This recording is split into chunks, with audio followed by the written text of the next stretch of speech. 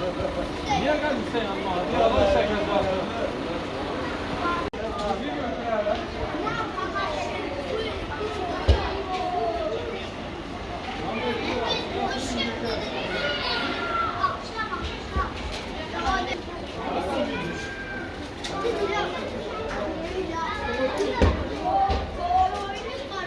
Polis müsaade etmez.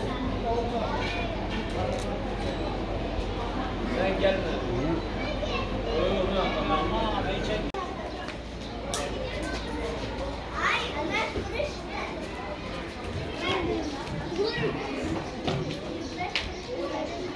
Seni böyle alacağım. İlara.